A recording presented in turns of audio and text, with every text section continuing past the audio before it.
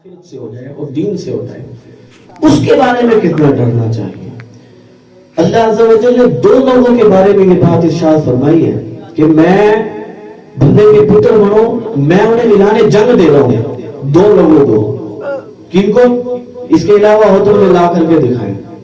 ایک فرمایا بحرب من اللہ و رسولی، اللہ رسول اعلان جنگ دیتے ہیں، فَإِن لَمْ تَفْعَلُوا فَأَذَنُوا بِحَرْبٍ مِّنَ اللَّهِ وَرَسُولِهِ، جو سود کو نہیں چھوڑے۔ ایک اس کے بارے میں اعلان جنگ ہے۔ اللہ ناراض ہی اتنا ہوا ہے اس سے، بہت زیادہ ناراض ہو گیا۔ اچھا، اس کے پیچھے ناراضگی کی وجہ پر جب غور کرو نا تو پتہ چلتا ہے کیا ہے۔ مسلمان، ایک مسلمان کا نقصان ہوتا ہے، ایک کا فائدہ ہوتا ہے سود میں۔ اس لیے اللہ عز و جل نے منع فرما دیا، فرمایا میں اعلان جنگ دے رہا ہوں، اللہ اس کے رسول اس کو سود سے۔ اگر سود میں میری بات کوئی سن رہا ہے بندہ اور ملوث ہے کسی بھی اعتبار سے، بے شک اس نے گوجڑا شریف کا اس کو فتویٰ ملا ہے، بے شک سلطان بہو دربار شریف کا سو فتویٰ وہاں پہ انہوں نے دکھا دیا ہے، جو ملوث ہے وہ چھوڑ دے اس کو۔ میں انشاءاللہ آپ کو یقین کامل سے بتا رہا ہوں کوئی نقصان نہیں ہوگا اس کا۔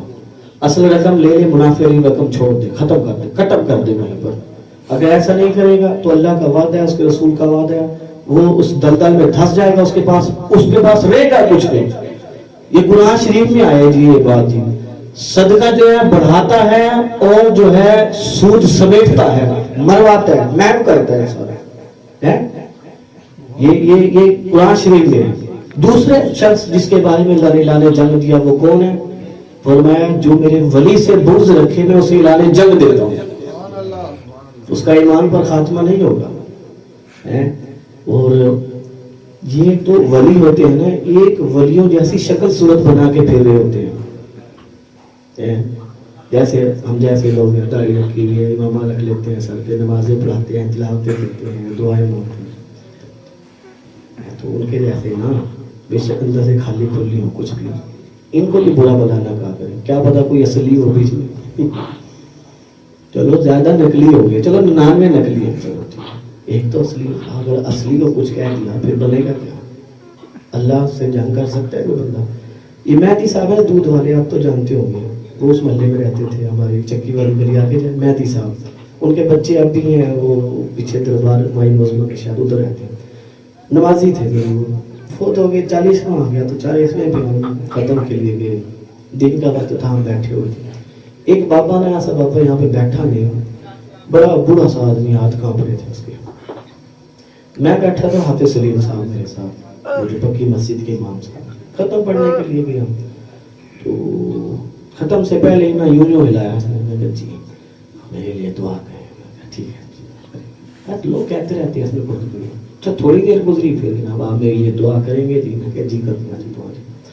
جب تیسری دفعہ بھی یہ ہوا نا، جب اس نے کہا نا، میں حیران ہو گیا، میں کہا لگتا ہے اس بابے کو کوئی غلط فہمی ہوگی، پتہ نہیں مجھے کون سمجھ رہا ہے۔